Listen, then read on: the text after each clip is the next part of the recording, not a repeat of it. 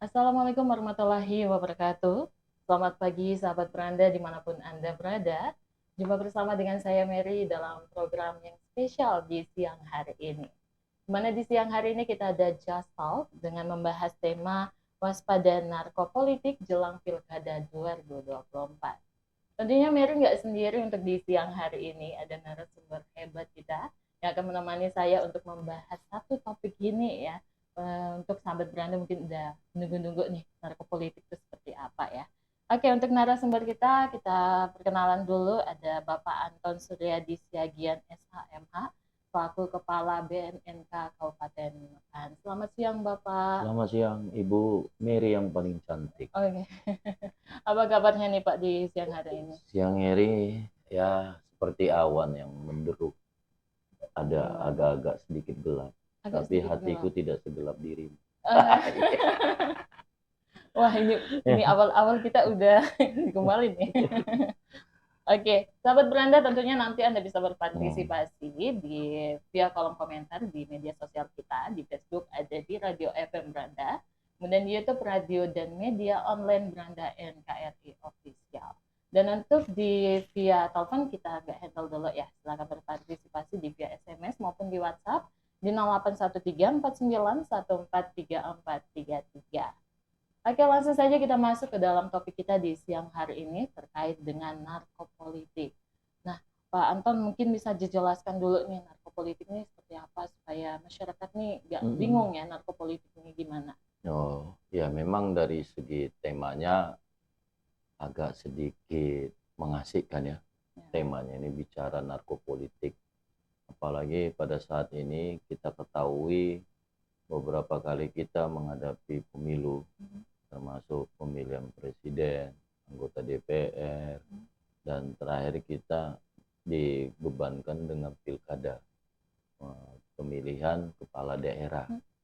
Nah, sebenarnya yang perlu kita ketahui bagi pendengar Beranda NKRI dan juga bagi masyarakat yang saat ini dimanapun Anda berada, terkait dengan narkopolitik sebenarnya sebuah jaringan peredaran narkotika yang dimana beberapa melibatkan tokoh-tokoh politik untuk suatu kepentingan, ya, dimana kepentingan ini adalah kepentingan ketika dia melaksanakan safari politik dia di tengah-tengah masyarakat, sehingga dia menghasilkan tujuan utama dia untuk berada dan duduk di salah satu pemerintahan. Nah, kita urut ke belakang bahwa narkopolitik itu sebenarnya di mana pendanaannya itu menggunakan bandar-bandar narkoba. Agar apa gunanya? Agar apa yang diharapkan mereka itu bisa terrealisasi. Nah, jadi ini sebuah jaringan yang dibilang fenomenal sebenarnya, di mana salah satunya adalah dananya itu menjadi patokan utama ketika seseorang itu berkampanye. Gitu. Nah, itu narkopolitik. Jadi terkait struktur jaringannya. Mereka itu sudah ada di setiap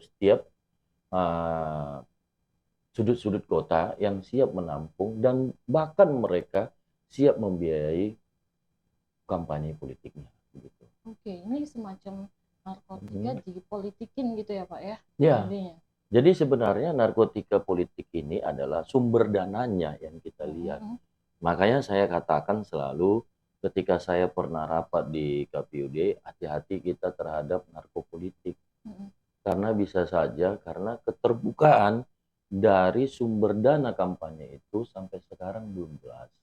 Makanya saya ingin melibatkan beberapa instansi termasuk Komisi Pemilihan Umum, termasuk Bawaslu. Jangan sampai ada salah satu narkopolitik ini yang melibatkan masuk ke dalam institusi pemerintah maupun bagian dari lembaga-lembaga negara. Itu rencana saya. Kalau modus-modus mereka tuh seperti apa Pak cara mereka Nah, tadi yang melancarkan saya aksinya? sebutkan tadi, modus mereka adalah pertama, mereka akan melakukan pendekatan terhadap tokoh-tokoh politik itu. Yang kedua, mereka akan menawarkan pendanaan termasuk dana kampanye, termasuk dana promosi. Nah, semua mereka akan siapkan dan fasilitasikan. Nah, gunanya apa? Ketika mereka berkampanye, maka si tokoh politik ini tidak mengeluarkan dana, tetapi supportnya dari para bandar narkoba. Kita tahu keuangan bandar narkoba itu tidak berseri, tidak ada serinya mereka. Bahkan mereka dari yang hasil intelijen kami yang terkait dengan anggota salah satu legislatif yang ada di Nunukan sempat hampir tergoda. Iya, ada salah satu. Nah, sempat hampir tergoda untuk didanai oleh bandar narkoba ini agar dia bisa duduk sana. Nah, tapi catatan-catatannya itu saya tidak tahu berapa yang didanai. Intinya dia ditawari, ketika itu dia ditawari bahwa mereka siap memenuhi dana yang dibutuhkan ketika kampanye. Nah, makanya saya bilang sebenarnya yang perlu kita terapkan adalah keterbukaan dari dana-dana kampanye ini yang masuk ke rekening daripada tokoh-tokoh politik, termasuk rekening dari tim-tim sesnya. Nah, ini yang menjadi salah satunya. Jangan sampai disalahgunakan oleh tim ses, tahu-taunya yang ikut dalam kampanye tidak mengetahui bahwa aliran dana itu berasal dari situ. Oke, baik. Ini yang seperti Bapak bilang anggota legislatif ya, Pak ya? Calon. Oh, calon. Calon, ya, salah. Calon anggota legislatif. Nah, itu pas mereka mendapatkan isu tersebut, apakah mereka melaporkan nih Pak, siapa bandarnya yang coba menawarkan ke mereka? Nah, kami kemarin itu hanya sifatnya secara intelijen. Nah, secara intelijen kami mendata, melihat, dan mengetahui, dan itu terungkap di tengah-tengah masyarakat ketika secara data intelijen. Tapi intinya ketika itu kita tetap pantau pada saat calon-calon legislatif yang duduk di DPRD maupun yang akan duduk di DPR lain. Kita punya data intelijennya ketika itu. Nah, calon ini ternyata setelah beberapa kemudian ditawarkan itu sangat khawatir, sangat takut. Karena dia sendiri takut menggunakan dana itu dan akhirnya ditolak sama dia. Nah, alhamdulillah berkat ditolaknya itu dia bisa ikut kampanye dan tidak berhasil juga masuk sebagai anggota legislatif. Oke. Berarti tujuan mereka untuk mendanai ini supaya nanti misalkan mereka yang berpartisipasi itu naik menjabat untuk membackup yang ada di kabupaten. Iya, dan itu membackup, dan paling signifikannya adalah terarah kepada peraturan perundang-undangan. Mereka akan mengatur sedemikian rupa bagaimana tentang aturan narkotika ini bisa melemah terhadap mereka gitu loh. Makanya kita selalu waspada, narkopolitik itu sangat berbahaya karena mereka akan masuk ke dalam instansi membahas suatu aturan yang akan melemahkan fungsi daripada lembaga-lembaga negara. Oke. Nah, adanya isu narkopolitik nih Pak untuk di setiap pemilu ini, bagaimana dari BNN untuk mengantisipasinya? Nah, strategi kami sebenarnya secara signifikan hanya bisa mengimbau agar selalu waspada terhadap narkopolitik. Dan saya juga ketika itu saya sudah menyampaikan perlunya komitmen ya, komitmen para tokoh-tokoh politik ini mendukung program P4GN. Nah, termasuk di dalam pilkada pemilihan calon wali kota, bupati ya. Ini perlu komitmen mereka bahwa mereka memang betul-betul mendukung programnya P4GN yang ada di wilayahnya. Nah, kami perlu itu, jangan sampai terjadi salah satu di dalam film, ada salah satu film Pablo Escobar itu yang di Kolombia, itu bisa sampai dia mau menjadi presiden. Dia masuk dari dalam parlemen. Dari parlemen itu dia melemahkan sistem politik di bawah dan sistem perundang-undangan hingga dia hampir mau jadi presiden. Dan juga saya menonton salah satu film Korea tentang dia adalah penyeludup narkoba di Sabu. Dia itu judulnya Made in Korea. Nah, itu di zamannya komunis. Bahkan di situ dia pengedar itu hampir menduduki parlemen juga. Tapi dia diberikan satu sebagai ketua organisasi. Dari situ dia melangkah ingin jadi parlemen. Hmm. Nah, tapi akhirnya kemarin itu terakhir di film itu saya lihat di Made in Korea di tahun 70-an itu. Nah, akhirnya terjadi Perang Dunia Kedua dan akhirnya dia menjadi parlemen. Nah, itu yang membuat semuanya jadi hilang. Nah, yang kita khawatirkan di dalam pilkada ini maupun di dalam pemilihan lainnya, saya berharap adanya keterbukaan ya, transfer dana-dana yang diterima daripada pemain politik ini. Nah, jadi kita bisa mengetahui dan kita harus juga sebenarnya bekerja sama dengan PPATK guna mengetahui transaksi-transaksi dana itu. Itu yang perlu kita ketahui ke depannya. Oke, baik. Nah, ini kan dari tadi kita membahas nih mereka dari bandar narkoba mau membiayai mereka yang bergelut di politik. Bagaimana kalau bandar narkobanya yang ternyata terjun langsung ke politik? Nah, sebenarnya kalau bandar narkoba kita kan sebelumnya mereka kan tes urin dulu ke kita. Mereka tes urin dulu, mereka lakukan pemeriksaan kesehatan semuanya. Nah, itu sudah tercover di situ dari hasil pemeriksaan narkotika. Nah, tapi jika dia ternyata tidak memakai narkotika, sebenarnya tes urin itu bukan hanya sampel urin, tapi ada tes rambut, ada tes darah.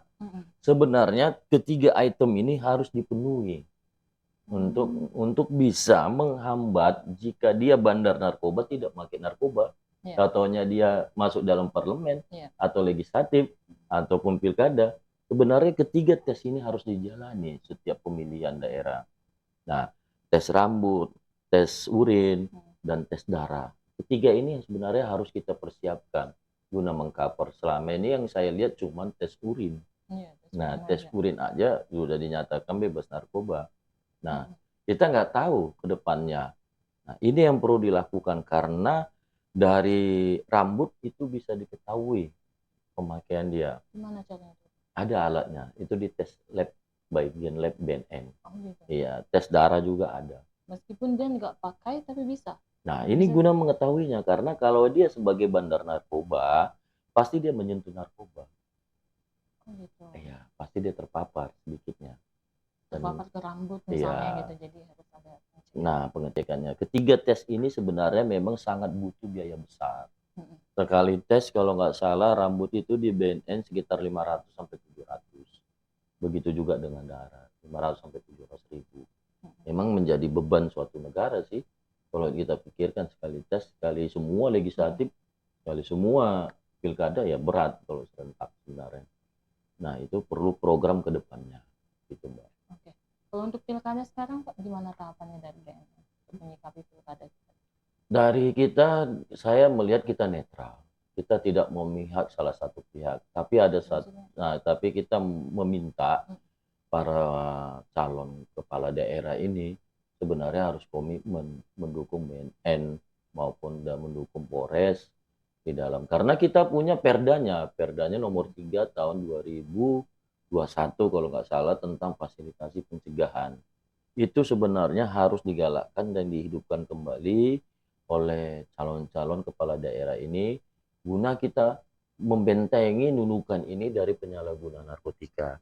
Karena kita tahu sendiri bahwa saat ini banyaknya penangkapan tentang narkoba itu tidak menyelesaikan masalah. Penangkapan itu tidak menyelesaikan masalah.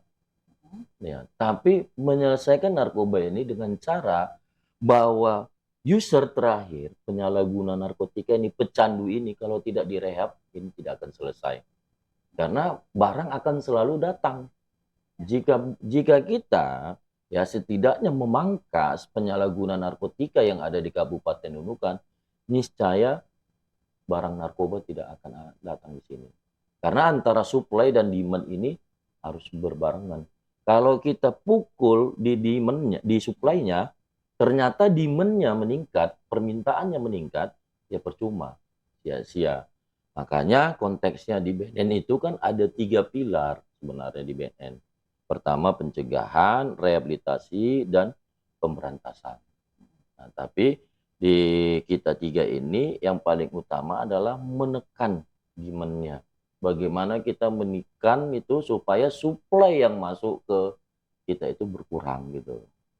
Nah, masalahnya tempat rehabilitasi kita ini sangat jauh, adanya di Samarinda. Kan belum ada Pak. Nunukan saat ini belum ada. Nah, ke depan kami bikin konsep, BNN ingin bikin konsep adanya tempat rehabilitasi. Kebetulan kemarin kita ketemu dengan tokoh masyarakat yang mewakafkan tanahnya untuk BNN untuk dibangun tempat rehabilitasi.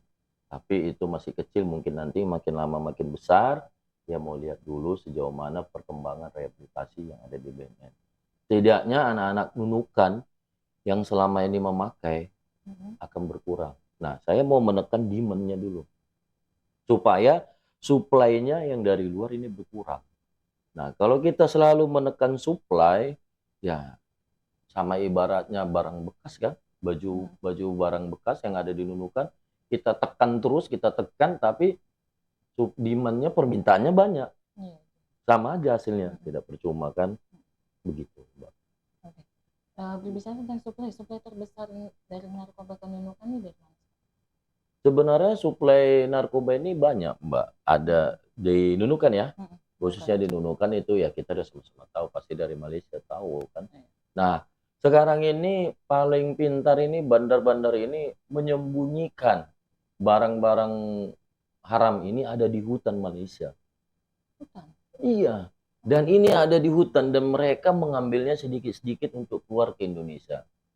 Nah, ini yang terjadi fenomena dari hasil pemetaan dan pemantauan serta analisa kami, ternyata barang-barang narkoba itu ada di hutan di Indonesia ini, di Malaysia. Iya. Jadi ketika mau datang ke Indonesia, mereka hanya bawa sedikit. Selebihnya di hutan. Nah, banyak warga Indonesia, warga Nunukan yang ada di hutan-hutan Malaysia yang tidak terpantau oleh negara tetangga kita. Sementara kita mau ngambilnya ke sana susah, perlu diplomatik yang harus kita karena kita memasuki wilayah negara orang lain gitu. Kalau dari negara Malaysia gimana Pak? Kami saat ini melalui BNN Pusat sudah bekerja sama dengan Malaysia. Ya, mencoba untuk menghapus yang ada di hutan-hutan Malaysia itu. Nah, makanya saya katakan bandar-bandar narkoba yang ada di Nunukan ini rata-rata menyembunyikannya ada di hutan semua. Jadi untuk sementara memang kita susah mencapai. Bahkan Polres saja susah, apalagi BNN. Iya, itu yang susah. Perlu kerjasama semua pihak. Perlu semua kerjasama. Tadi yang saya katakan terkait narkopolitik ini memang sudah sangat meresahkan. Saya khawatir, saya hanya khawatir, mudah-mudahan tidak terjadi ya. Saya hanya khawatir terjadi hal yang demikian.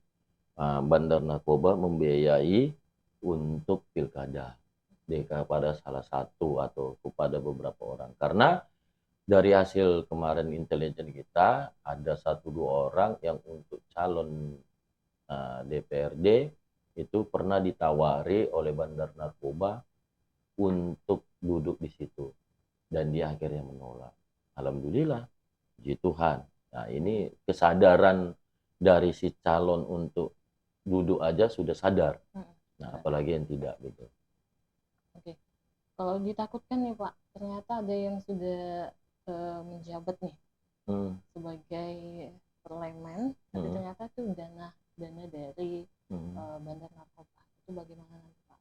Nanti turun jabatan atau gimana? Nah, itu kan sesuai dengan aturan yang ada di parlemen, mereka akan yang ngurus, Mbak.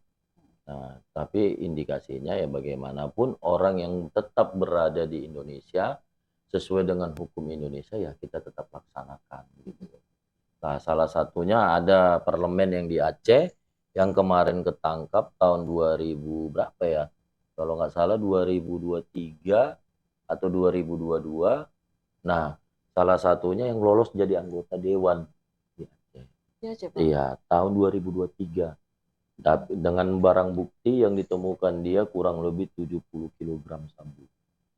Gimana ditindaklanjutinya? Nah, itu tetap dia kan masih calon. Nah, walaupun dia calon tetap kita proses secara hukum. Walaupun dia lolos, seandainya pun lolos dia tetap secara hukum. Tidak ada dikenal dengan nama imunitas terkait dengan narkoba. Nah, karena kan anggota parlemen kan terkenal dengan imunitasnya, kekebalannya. Tapi di kita yang namanya imunitas itu tidak berlaku kalau di narkoba. Karena ini sudah merusak sendi-sendi. Bahkan sendi-sendi sosial, sendi-sendi keluarga juga rusak dibikin narkoba. Mbak. Kalau penindakannya sendiri Pak sesuai dengan hukum yang ada di Indonesia itu seperti apa regulasi? Regulasinya narkopolitik saat ini memang belum diatur secara spesifik. Tapi kan kita selalu bekerja sama dengan PPATK. Nah, makanya dibilang maka di dalam suatu itu selalu memunculkan LHKPN.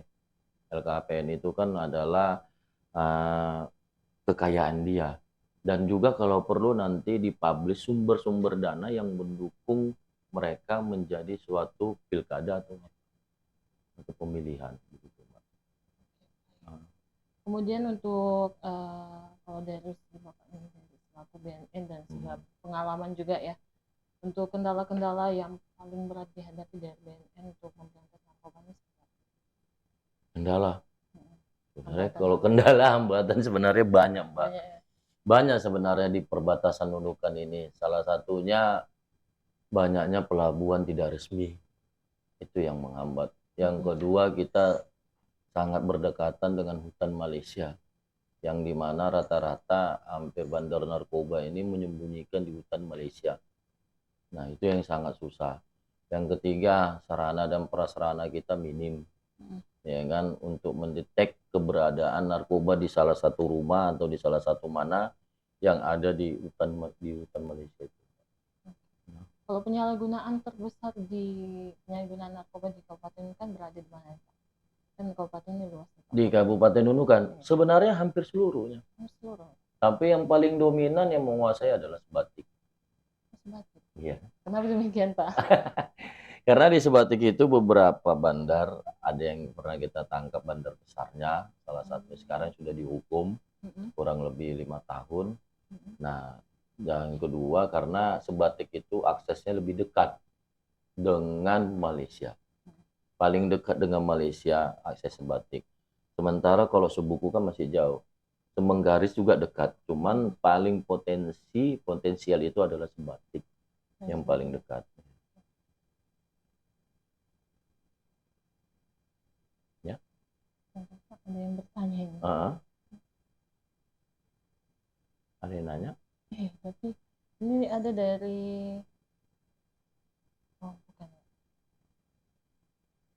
Jadi katanya. Nggak jadi? Iya. Kenapa nggak jadi dia? Dihapus pesannya. Nggak jadi kata dia. Oh, dari siapa? Dari salah satu masyarakat? Masyarakat juga. Iya. Kayaknya monitor, Pak. Iya. Oke. Untuk terakhir nih Pak, apa nih pesan kepada masyarakat terhadap narkoba? Nah, saya pesan kepada masyarakat terhadap terjadinya kita khawatirnya narkopolitik. Nah, masyarakat harus memantau, mengawasi jalannya pilkada ini. Nah, yang kedua adalah masyarakat harus berani ngelapor tentang ada indikasi kecurangan-kecurangan maupun arahnya kepada narkopolitik. Silakan lapor ke BNN, nanti kita akan rahasiakan identitasnya. Tapi yang paling utama adalah permintaan saya kepada masyarakat Nunukan adalah mari bersatu padu melawan narkoba. Ibarat lidi, kalau kita pecah itu akan berhambur. Tapi kalau lidi itu kita satukan, maka kita akan bersatu. Nah, saya mengharapkan juga ibu-ibu yang dimanapun berada, yang lagi masak, yang lagi makan, ibu-ibu ini adalah merupakan tameng paling utama sebenarnya untuk memberantas narkoba. Nah, kalau bisa ibu-ibu yang ada di seluruh Nunukan bergabunglah menjadi satu untuk melawan narkoba. Karena dengan adanya ibu, anak itu akan bisa damai di hati ibu daripada ayah. Ya kan? Oke. Terakhir nih Pak, mungkin kan banyak nih masyarakat takut ya kalau langsung ke kantor BNN, takut terlihat oleh masyarakat luas kalau datang melapor. Mungkin ada secara online-nya mungkin Pak? Ada kita di websitenya kita, nanti bisa ditampilkan di TV ini kan, bisa ditampilkan kalau nggak salah www.bnnkap.kabupatennunukan.go.id. Ada kita di situ. Yang kedua ada call center kita. Nanti saya berikan call center yang bisa dapat dihubungi.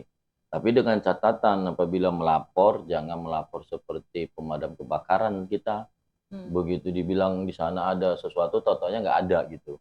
Nah, kita maunya ketika masyarakat ngelapor, ada fotonya, ada alamatnya, terus kirim ke kita, semuanya kita rahasiakan dan tidak akan kita buka ke publik.